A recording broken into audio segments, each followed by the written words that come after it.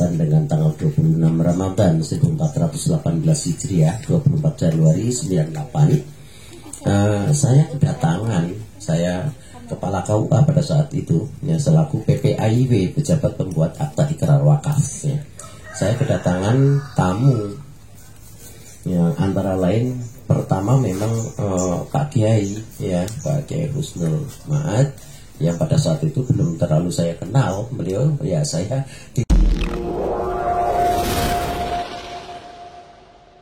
mungkin langkah pertama atau kesempatan pertama, marilah kita dengarkan kronologis bagaimana wakaf itu terjadi pada tahun 1998.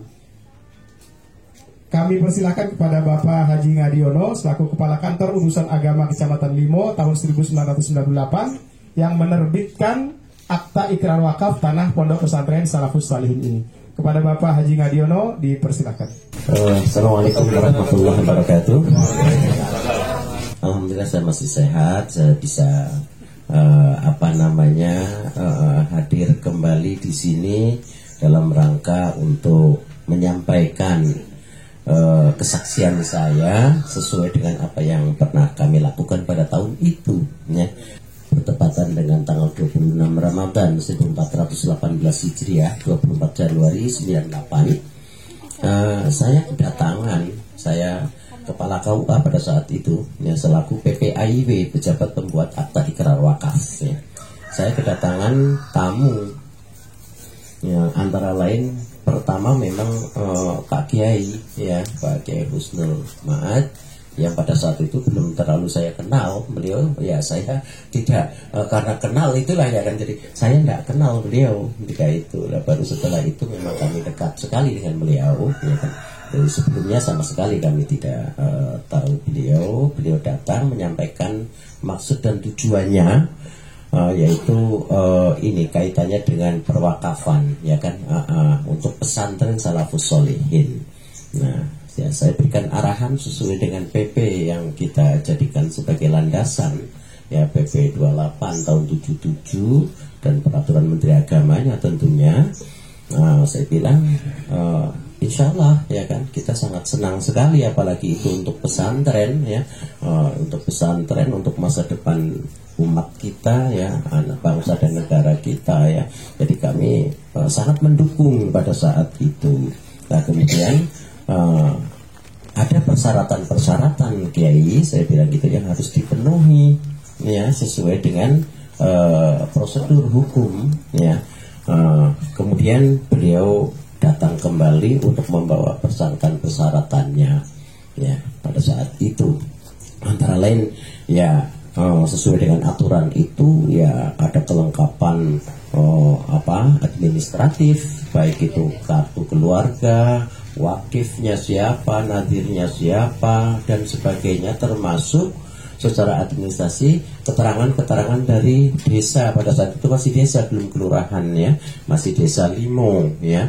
Ada pernyataan, ya, dari kepala desa bahwa tanah itu tanah milik, kemudian tanah itu tidak sengketa, semuanya lengkap, ya, semuanya lengkap. Nah, kemudian selanjutnya kami melangkah kepada pelaksanaannya, ya, realisasinya, ya. Setelah itu saya tanyakan bahwa tanah tersebut ada 3 lokasi, ada 3 objek, maaf, ya kan, ya, yang satu, 3 surat, maaf ya, bukan 3 surat, ya. Yang satu itu sertifikat 1000 meter, ya, Pak Kiai, ya. Akte, ya, ada akte AJB, ya. Nah, kemudian baru AJB kemudian ada sertifikatnya. Nah, itu. Nah, kemudian mohon maaf, ya, karena memang pada saat itu ini wakifnya adalah Bapak R. Soeharto, ya. Kemudian nadirnya, ketuanya ada Pak Kiai Husnul Maat.